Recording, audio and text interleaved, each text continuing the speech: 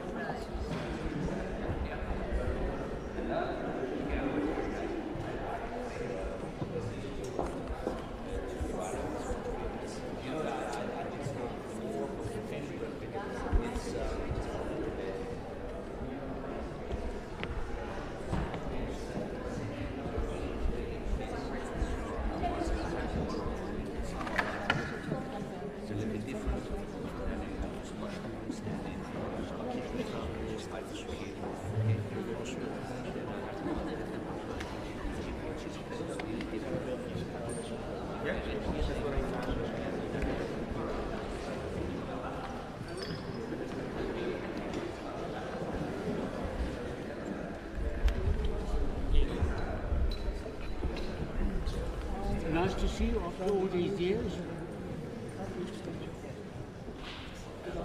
How many Jamies have we written down? John's wife. How do you do?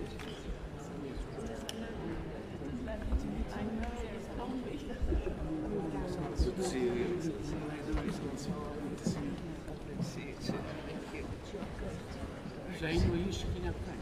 Yeah. Yes. No, they're moving the Yes. And now I'm not sitting behind you. Oh, yeah. No, that's right. And you made it all happen. No, but I'm looking after him. Thank you. Do show.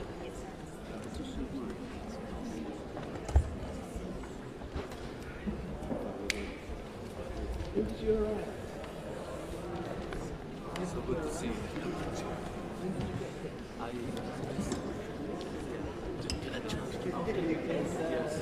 New York is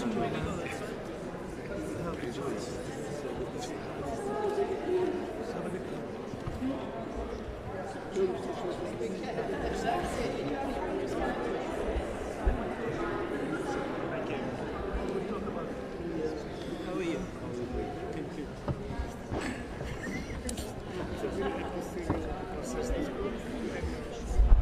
Yeah, not a exactly the thing that was finished. Sprinting. But we'll see you.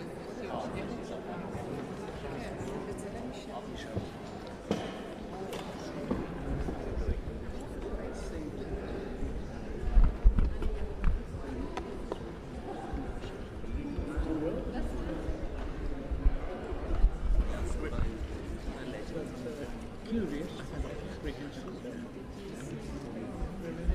I think we can do it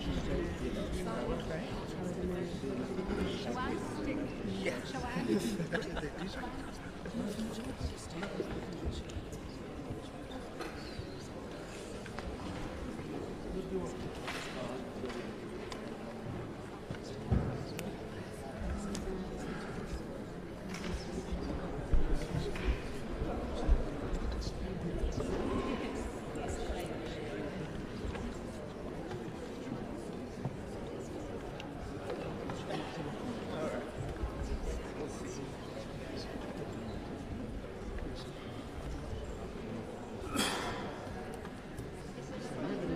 switch these on.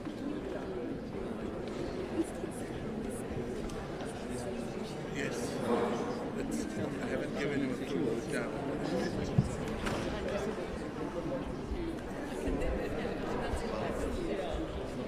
Before me.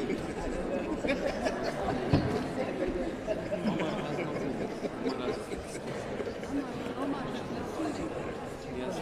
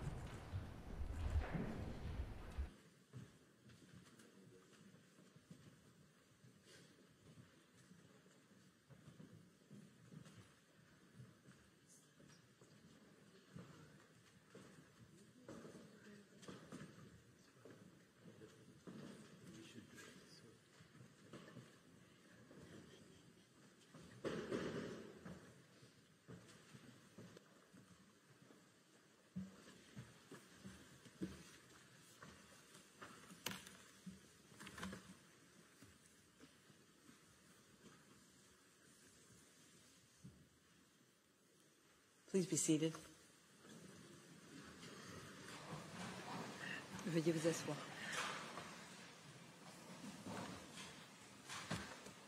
The sitting is open. The court meets today to deliver in open court its decision on the request for indication of provisional measures submitted by South Africa in the case concerning application of the Convention on the Prevention and Punishment of the Crime of Genocide in the Gaza Strip, South Africa versus Israel. Judge Robinson, who duly participated in both the deliberation and the final vote, is, for reasons made known to me, unable to take his seat on the bench today. I would like to welcome the eminent representatives of the Republic of South Africa and the State of Israel who are in the Great Hall of Justice today.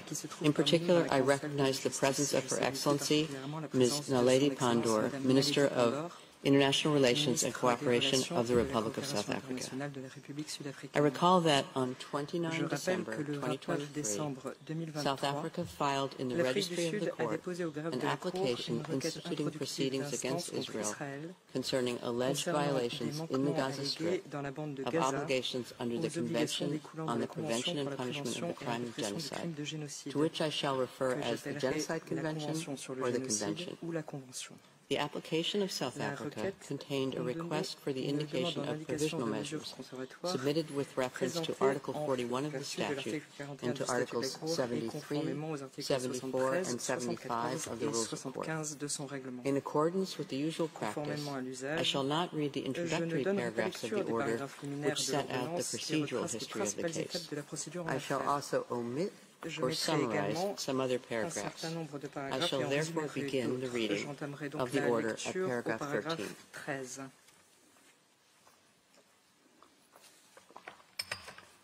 In the order, the Court begins by recalling the immediate context in which the present case came before it. It observes that on 7 October 2023, Hamas and other armed groups present in the Gaza Strip carried out an attack in Israel, killing more than 1,200 persons, injuring thousands, and abducting some 240 people, many of whom continue to be held hostage.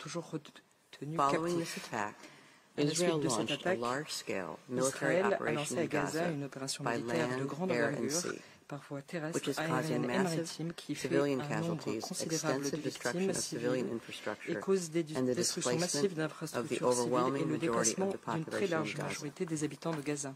The Court is acutely aware of the extent of the human tragedy that is unfolding in the region and is deeply concerned about the continuing loss of life and human suffering.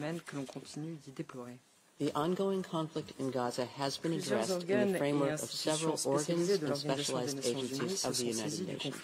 In particular, reservations have been adopted by the General Assembly and the Security Council of the United Nations, referring to many aspects of the conflict. The scope of the present case submitted to the Court, however, is limited, as South Africa has instituted these proceedings under the Genocide Convention.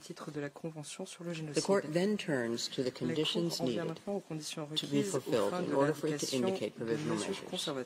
With respect to the question of prima facie jurisdiction, the Court observes that it may indicate provisional measures only if the provisions relied on by the applicant appear prima facie to afford a basis on which its jurisdiction could be founded, but it need not satisfy itself in a definitive manner that it has jurisdiction as regards the merits of the case. In the present case, South Africa seeks to found the jurisdiction of the Court on Article 36, Paragraph 1 of the Statute of the Court, and on Article 9 of the Genocide Convention. The Court must therefore first determine whether those provisions prima facie confer upon it jurisdiction to rule on the merits of the case, enabling it, if the other necessary conditions are fulfilled, to indicate provisional measures. Article 9 of the Genocide Convention provides, I quote, disputes between the contracting parties relating to the interpretation, application, or fulfillment of the present convention, including those relating to the responsibility of a state for genocide or for any of the other acts enumerated in Article 3, shall be submitted to the International Court of Justice at the request of any of the parties to the dispute. End of quote. Fin de citation. L'Afrique du Sud et Israël sont tous deux parties à la Convention sur le génocide. Aucun des deux États n'a formulé de réserve à l'article 9 ou à une quelconque autre disposition de la Convention. La Cour rappelle ensuite que l'article 9 de la Convention sur le génocide subordonne sa compétence à l'existence d'un différend relatif à l'interprétation, l'application ou l'exécution du dit instrument. Un différend est un désaccord sur un point de droit ou de fait, une contradiction, une opposition de thèse juridique ou d'intérêt entre parties. Pour qu'un différend existe, il doit être démontré que la réclamation de l'une des parties se heurte à l'opposition manifeste de l'autre. En outre, les points de vue des deux parties quant à l'exécution ou à la non-exécution de certaines obligations internationales doivent être nettement opposés. À l'effet d'établir si un différend existe dans la présente affaire, la Cour ne peut se borner à constater que l'une des parties soutient que la Convention s'applique alors que l'autre le nie. L'Afrique du Sud ayant invoqué comme base de compétence de la Cour la clause compromissoire de la Convention sur le génocide, la Cour doit également rechercher, au présent stade de la procédure, si les actes et les omissions dont la demanderesse tire grief semblent susceptibles d'entrer dans le champ d'application rationné matériel de cet instrument. La Cour rappelle que pour déterminer s'il existait un différend entre les parties au moment du dépôt de la requête, elle tient compte notamment de toute déclaration ou de tout document échangé entre les parties, ainsi que de tout échange ayant eu lieu dans des enceintes multilatérales. Ce faisant, elle porte une attention particulière aux auteurs des déclarations ou documents, aux personnes auxquelles ils étaient destinés ou qui en ont effectivement eu connaissance et à leur contenu. L'existence d'un différend doit être établie objectivement par la Cour. C'est une question de fond et non de forme ou de procédure. La Cour note que l'Afrique du Sud a fait dans différentes enceintes multilatérales et bilatérales des déclarations publiques dans lesquelles elle a dit estimer, au vu de la nature, de la portée et de l'ampleur des opérations militaires menées par Israël à Gaza, que les actions de celui-ci étaient consécutives de manquements à ses obligations au regard de la Convention sur le génocide. Ainsi, à la 10e session extraordinaire d'urgence de l'Assemblée générale des Nations unies, reprise le 12 décembre 2023, à laquelle Israël était représenté, la représentante permanente de l'Afrique du Sud a déclaré que, je cite, « Les événements des 6 semaines passées à Gaza montraient qu'Israël agissait au mépris des obligations lui incombant au titre de la Convention sur le génocide. » Fin de citation. L'Afrique du Sud a rappelé cette déclaration dans la note verbale datée du 21 décembre 2023 qu'elle a adressée à l'ambassade d'Israël à Pretoria. La Cour relève qu'Israël a écarté toute accusation de génocide dans le contexte du conflit à Gaza dans un document publié par son ministre des Affaires étrangères le 6 décembre 2023, puis mis à jour et reproduit le 15 décembre 2023 sur le site internet des forces israéliennes de défense sous le titre « The War Against Hamas, Answering Your Most Pressing Questions ». La guerre contre le Hamas, réponse aux questions les plus urgentes, affirmant que, l'accusation de génocide dont Israël faisait l'objet était non seulement dépourvue de tout fondement, en fait, comme en droit, mais aussi moralement abjecte. Fin de citation. Israël déclarait également que, je cite, l'accusation de génocide n'était pas seulement incohérente sur le plan juridique et sur le plan factuel, elle était aussi obscène, et qu'il n'existait aucune base valable en fait ou en droit pour le chef infamant de génocide. Fin de citation. Compte tenu de ce qui précède, la Cour considère que les parties semblent avoir des points de vue nettement opposés quant à la question de savoir si certains actes ou omissions reprochés à Israël et à Gaza sont constitutifs de manquements par celui-ci aux obligations prévues par la Convention sur le génocide. Elle conclut que les éléments susmentionnés sont suffisants à ce stade pour établir prima facie l'existence d'un différend entre les parties relatif à l'interprétation, l'application ou l'exécution de la Convention sur le génocide. Pour ce qui est de savoir si les actes et omissions dont la demanderesse tire grief semblent susceptibles d'entrer dans les prévisions de la Convention sur le génocide, la Cour rappelle que l'Afrique du Sud considère que la responsabilité d'Israël est engagée au motif qu'il commet un génocide à Gaza et qu'il manque à l'obligation de prévenir et de punir des actes génocidaires. L'Afrique du Sud soutient qu'Israël a également manqué à d'autres obligations imposées par la Convention sur le génocide, notamment celles concernant l'entente en vue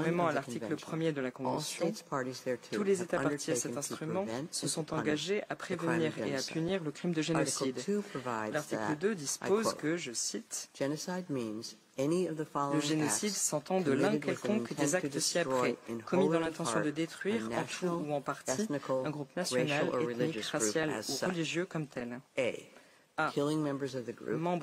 B. Meurtre de membres du groupe. Causing B. serious Atteinte grave bodily or à mental l'intégrité harm to physique members ou of the mentale group. de membres du groupe. C. C. Deliberately Soumission inflicting on the intentionnelle du group groupe conditions à of des life conditions d'existence calculated to bring devant about entraîner sa its destruction physical physique destruction in totale whole or in ou part. partielle. D. D. Mesures visant à entraver les naissances au sein du groupe. E. Transfert forcé d'enfants du groupe à un autre groupe. Fin de citation. Conformément à l'article 3 de la Convention sur le génocide, les actes suivants sont également prohibés par la Convention: l'entente en vue de commettre le génocide, l'incitation directe et publique à commettre le génocide, la tentative de génocide et la complicité dans le génocide. Les dispositions de la Convention visent à protéger les membres d'un groupe national, ethnique, racial ou religieux contre les actes de génocide ou tout autre acte punissable tel qu'énoncé à l'article 3. La Cour considère qu'il existe une corrélation entre les droits des membres des groupes protégés par la Convention, les obligations incombant aux États parties à cet instrument et le droit de chacun d'entre eux de demander l'exécution de ces obligations par un autre État partie. Ainsi que la Cour l'a dit dans des affaires antérieures, pour que des actes entrent dans le champ d'application de l'article 2 de la Convention, l'intention doit être de détruire au moins une partie substantielle du groupe en question. C'est ce qui exige la nature même du crime de génocide. L'objet et le but de la Convention dans son ensemble étant de prévenir la destruction intentionnelle de groupes.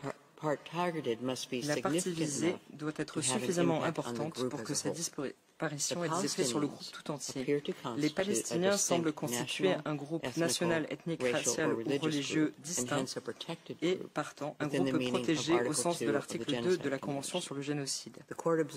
La Cour observe que, selon des sources des Nations Unies, la population palestinienne de la bande de Gaza compte plus de 2 millions de personnes.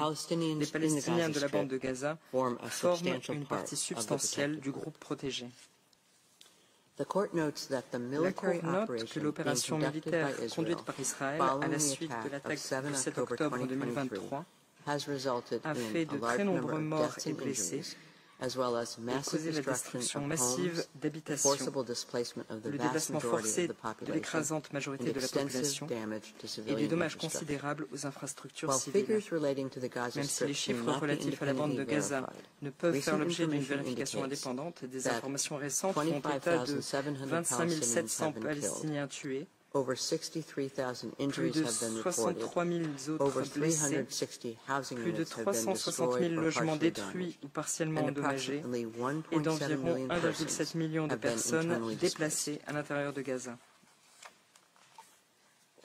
La Cour prend note à cet égard de la déclaration faite le 5 janvier 2024 par le secrétaire général adjoint de l'Organisation des Nations Unies aux affaires humanitaires et coordinateur des secours d'urgence, M. Martin Griffith. Je cite: Gaza est devenu un lieu de mort et de désespoir. Les familles Areas where civilians were told to relocate for their safety have come under bombardment. Medical facilities are under relentless attack. A public health disaster is unfolding. Gaza has simply become uninhabitable. Its people are witnessing daily threats to their very existence while the world watches on. End of quote. Following a mission to North Gaza, the World Health Organization reported that as of 21 December 2023, I quote, an unprecedented 93% of the population of Gaza is facing crisis levels of hunger with insufficient food and high levels of malnutrition. End of quote. The court further notes the statement issued by the Commissioner General of the United Nations Relief and Works Agency for Palestine Refugees in the Near East, or UNRWA, Mr. Philippe Lazzarini, on 13 January 2024. I quote, it's been 100 days since the devastating war started, killing and displacing people in Gaza following the horrific attacks that Hamas and other groups carried out against people in Israel. It's been 100 days of ordeal and anxiety for hostages and their families. In the past 100 days, sustained bombardment across the Gaza Strip caused the massive displacement of a population that is in a state of flux, constantly uprooted and forced to leave overnight, only to move to places which are just as unsafe. This war affected more than 2 million people, the entire population of Gaza. Many will carry lifelong scars, both physical and psychological. The vast majority, including children, are deeply traumatized. Overcrowded and unsanitary UNRWA shelters have become home to more than 1.4 million people. They lack everything, from food to hygiene to privacy. People live in inhumane conditions where diseases are spreading, including among children. They live through the unlivable with the clock ticking fast towards famine. The plight of children in Gaza is especially heartbreaking.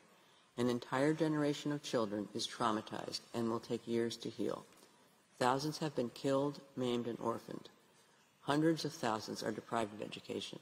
Their future is in jeopardy with far-reaching and long-lasting consequences. The UNRWA Commissioner General also stated that the crisis in Gaza is, I quote, compounded by dehumanizing language, end of quote. In this regard, the court has taken note of a number of statements made by senior Israeli officials. It calls attention in particular to the following examples. On 9 October 2023, Mr. Yoav Gallant, Defense Minister of Israel, announced that he had ordered a complete siege of Gaza City, and then that there would be no electricity, no food, no fuel, and that everything was closed. On the following day, Minister Gallant stated, speaking to Israeli troops on the Gaza border, I quote, "I have released all restraints. You saw what we are fighting against. We are fighting human animals. This is the ISIS of Gaza. This is what we are fighting against. Gaza won't return to what it was before. There will be no Hamas. We will eliminate everything. If it doesn't take one day, it will take a week. It will take weeks or even months. We will reach all places." End of quote. On 12 October 2023, Mr. Isaac Herzog, President of Israel, stated, referring to Gaza, I quote, "We are working, operating militarily according to rules of international law, unequivocally. It is an entire nation out there that is responsible. It is not true, this rhetoric about civilians not aware, not involved. It is absolutely not true. They could have risen up. They could have fought against that evil regime which took over Gaza in a coup d'etat. But we are at war. We are at war. We are at war. We are defending our homes. We are protecting our homes. That's the truth. And when a nation protects its home, it fights. And we will fight until we break their backbone." End of quote. On 13 October 2023, Mr. Israel Katz, then Minister of Energy and Infrastructure of Israel, stated on X, formerly Twitter, I quote, "We will fight the terrorist organization Hamas and destroy it. All the civilian population in Gaza is ordered to leave immediately. We will win. They will not receive a drop of water or a single battery until they leave the world." End of quote. The court also takes note of a press release of 16 November 2023, issued by 37 special rapporteurs, independent experts, and members of working groups part of the special procedures of the United Nations Human Rights Council, in which they voiced alarm over, I quote, "discernibly genocidal and dehumanizing rhetoric coming from senior Israeli government officials." End of quote. In addition, on 27 October 2023, the United Nations Committee on the Elimination of Racial Discrimination observed that it was highly concerned about the sharp increase in racist hate speech and dehumanization directed at Palestinians since 7 October. In the court's view, the aforementioned facts and circumstances are sufficient to conclude that at least some of the rights claimed by South Africa and for which it is seeking protection are plausible. This is the case with respect to the right of Palestinians in Gaza to be protected from acts of genocide and related prohibited acts identified in Article 3, and the right of South Africa to seek Israel's compliance with the latter's obligations under the Convention. The court then turns to the condition of the link between the plausible rights claimed by South Africa and the provisional measures requested. It considers that by their very nature, at least some of the provisional measures sought by South Africa are aimed at preserving the plausible rights it asserts on the basis of the Genocide Convention in the present case, namely, the right of the Palestinians in Gaza to be protected from acts of genocide and related prohibited acts mentioned in Article 3, and the right of South Africa to seek Israel's compliance with the latter's obligations under the Convention. Therefore, a link exists between the rights claimed by South Africa that the Court has found to be plausible and at least some of the provisional measures requested. The Court turns next to the question of risk of irreparable prejudice and urgency. It notes that, pursuant to Article 41 of its statute, it has the power to indicate provisional measures when irreparable prejudice could be caused to rights which are the subject of judicial proceedings, or when the alleged disregard of such rights might entail irreparable consequences.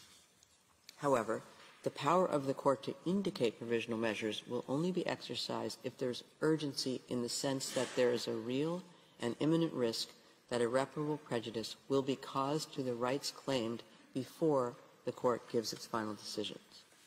The condition of urgency is met when the acts susceptible of causing irreparable prejudice can occur at any moment before the Court makes the final decision in the case. The Court must therefore consider whether such a risk exists at this stage of the proceedings. The Court is not called upon for purposes of its decision on the request for the indication of provisional measures to establish the existence of breaches of obligations under the Genocide Convention, but to determine whether the circumstances require the indication of provisional measures for the protection of rights under that instrument. As already noted, the Court cannot at this stage make definitive findings of fact, and the right of each party to submit arguments with respect to the merits remains unaffected by the Court's decision on the request for the indication of provisional measures. The Court recalls that, as underlined in General Assembly Resolution 96-1 of 11 December 1946, I quote, "Genocide is a denial of the right of existence of entire human groups, as homicide is the denial of the right to live of individual human beings.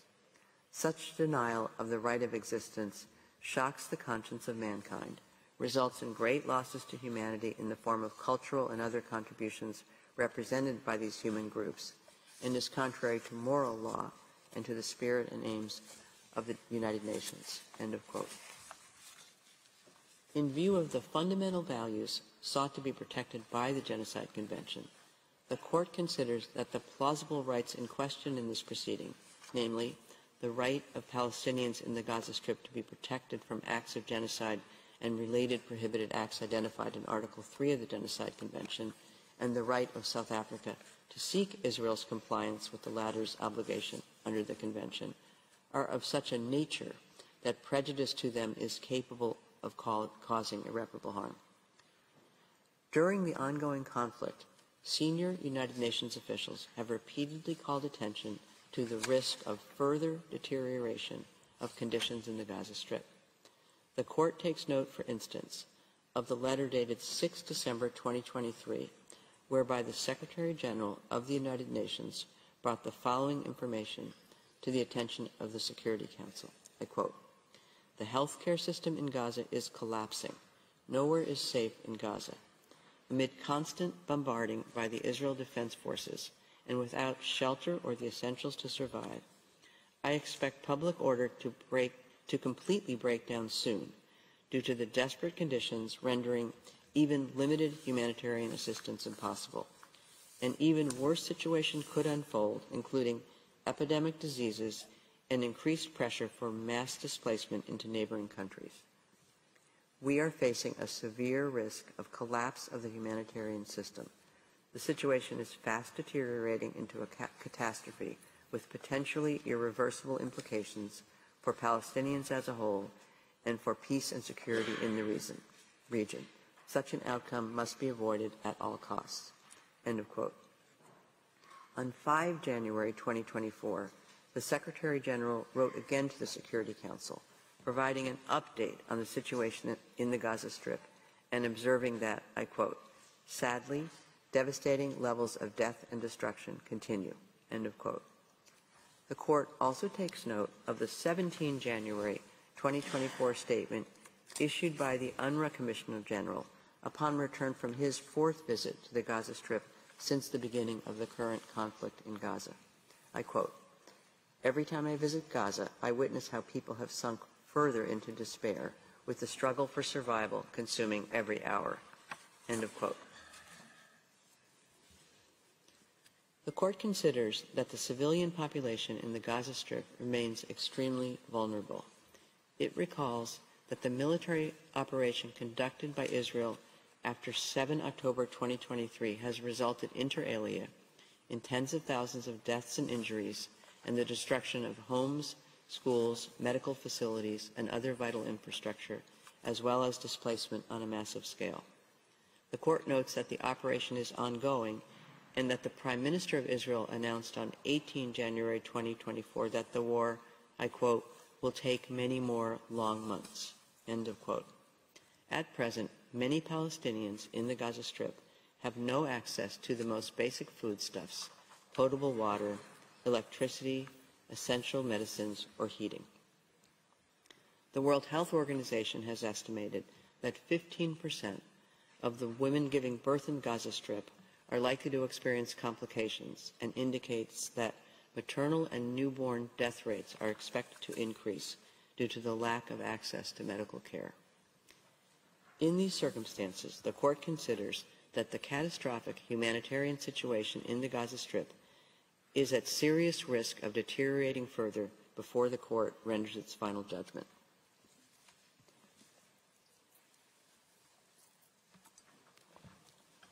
The Court recalls Israel's statement that it has taken certain steps to address and alleviate the conditions faced by the population in the Gaza Strip. The Court further notes that the Attorney General of Israel recently stated that a call for intentional harm to civilians may amount to a criminal offense, including that of incitement, and that several such cases are being examined by Israeli law enforcement authorities.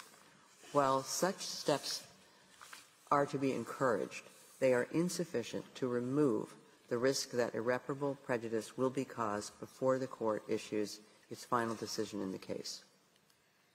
In light of the foregoing, the Court considers that there is urgency in the sense that there is a real and imminent risk that irreparable prejudice will be caused to the rights found by the Court to be plausible before it gives its final decision. The Court concludes on the basis of the aforementioned considerations that the conditions required by its statute for it to indicate provisional measures are met. It is therefore necessary, pending its final decision, for the Court to indicate certain measures in order to protect the rights claimed by South Africa that the Court has found to be plausible.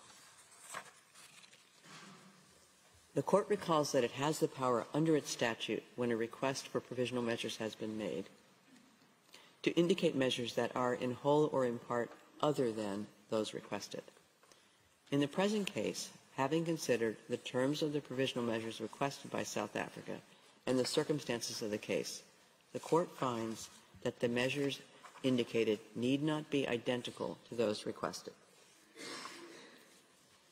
The Court considers that, with regard to the present situation, Israel must, in accordance with its obligations under the Genocide Convention, in relation to Palestinians in Gaza, take all measures within its power to prevent the commission of all acts within the scope of Article 2 of the Convention, in particular, A, killing members of the group, B, causing serious bodily or mental harm to members of the group, C, deliberately inflicting on the group conditions of life calculated to bring about its physical destruction in whole or in part, and D, imposing measures intended to prevent births within the group.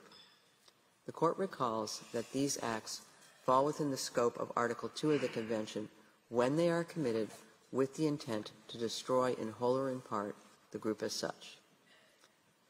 The Court further considers that Israel must ensure with immediate effect that its military forces do not commit any of the aforementioned acts. The Court is also of the view that Israel must take measures within its power to prevent and punish the direct and public incitement to commit genocide in relation to the members of the Palestinian group in the Gaza Strip. The court further considers that Israel must take immediate and effective measures to enable the provision of urgently needed basic services and humanitarian assistance to address the adverse conditions of life faced by Palestinians in the Gaza Strip. Israel must also take effective measures to prevent the destruction and ensure the preservation of evidence related to allegations of acts within the scope of Article 2 and Article 3 of the Genocide Convention against members of the Palestinian group in the Gaza Strip. Regarding the provisional measure requested by South Africa that Israel must submit a report to the court on all measures taken to give effect to the order, the court recalls that it has the power, reflected in Article 78 of the Rules of Court, to request the parties to provide information on any matter connected with the implementation of any provisional measures it has indicated. In view of the specific provisional measures it has decided to indicate, the court considers that Israel must submit a report to the court on all measures taken to give effect to this order within 1 month as from the date of this order. The report so provided shall then be communicated to South Africa, which shall be given the opportunity to submit to the court its comments thereon. The court recalls that its orders on provisional measures under Article 41 of the statute have binding effect and thus create international legal obligations for any party to whom the provisional measures are addressed.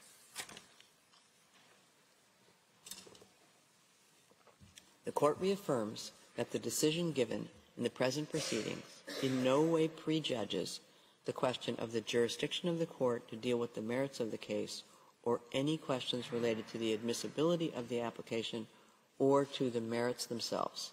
It leaves unaffected the right of the governments of the Republic of South Africa and the State of Israel to submit arguments in respect of these questions. The order then states that the court deems it necessary to emphasize that all parties to the conflict in the Gaza Strip are bound by international humanitarian law.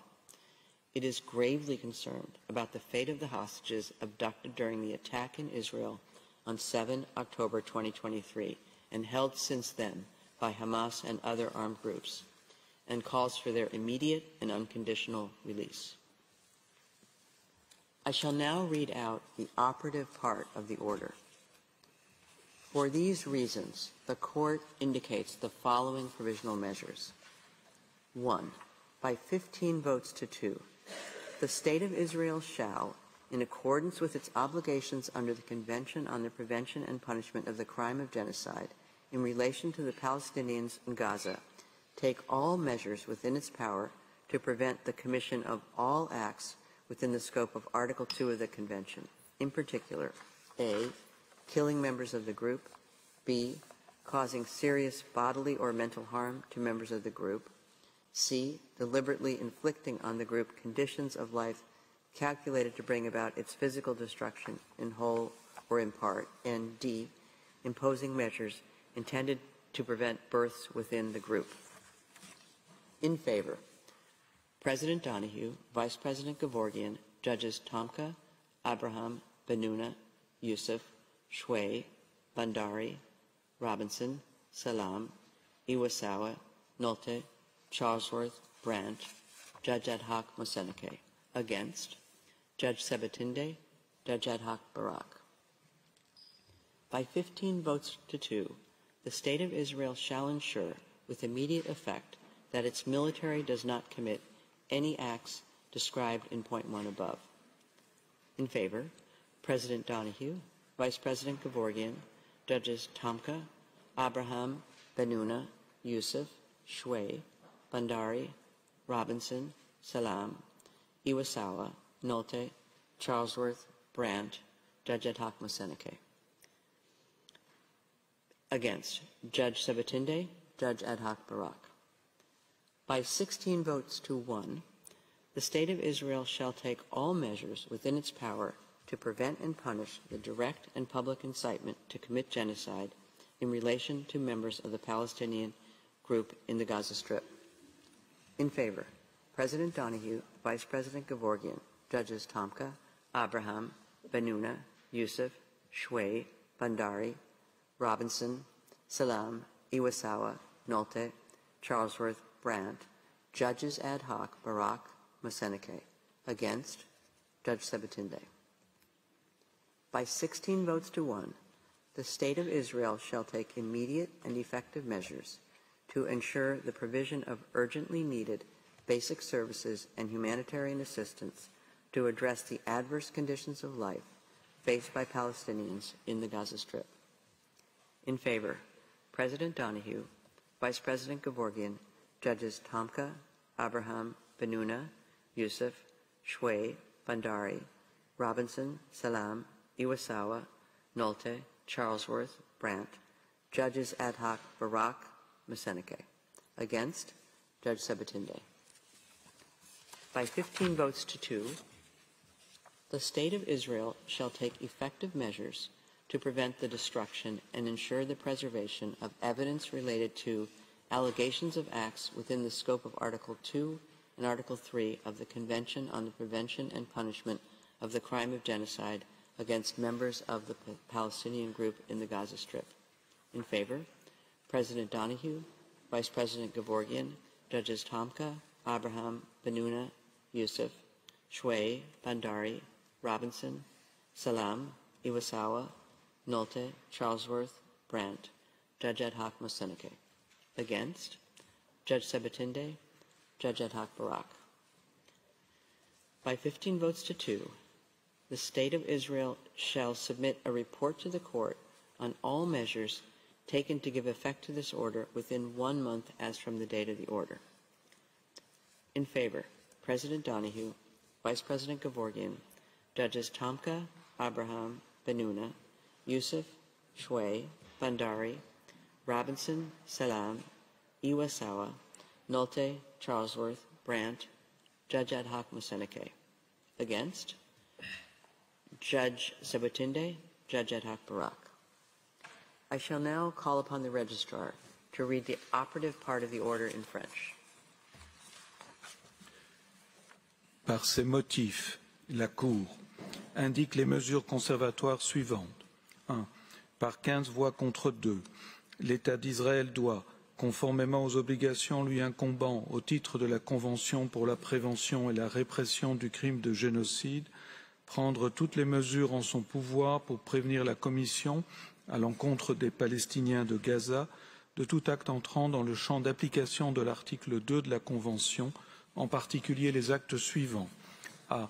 Meurtre de membres du groupe. B. Atteinte grave à l'intégrité physique ou mentale de membres du groupe. C. Soumission intentionnelle du groupe à des conditions d'existence devant entraîner sa destruction physique totale ou partielle. Et D. Mesures visant à entraver les naissances au sein du groupe.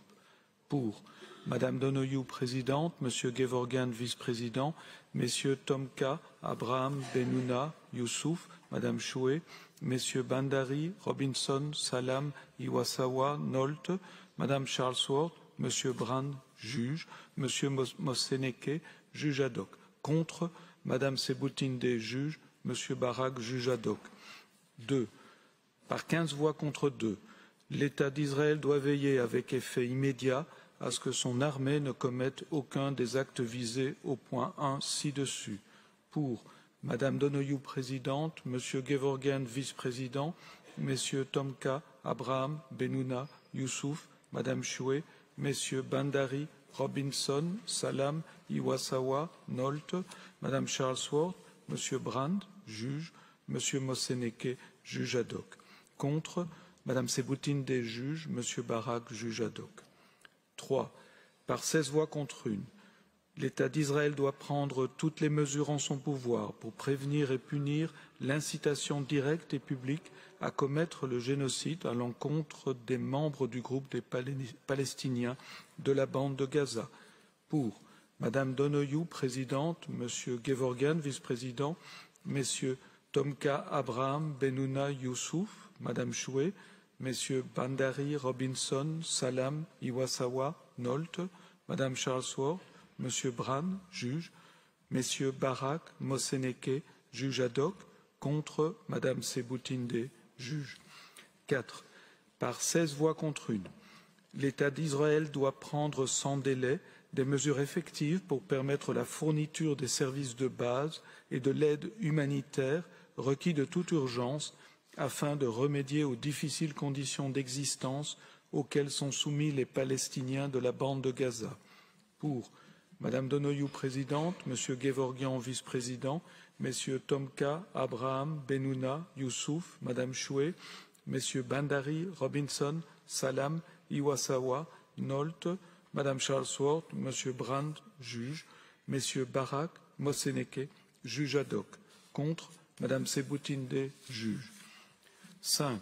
Par 15 voix contre 2, l'État d'Israël doit prendre des mesures effectives pour prévenir la destruction et assurer la conservation des éléments de preuve relatifs aux allégations d'actes entrant dans le champ d'application des articles 2 et 3 de la Convention pour la prévention et la répression du crime de génocide commis contre les membres du groupe des Palestiniens de la bande de Gaza.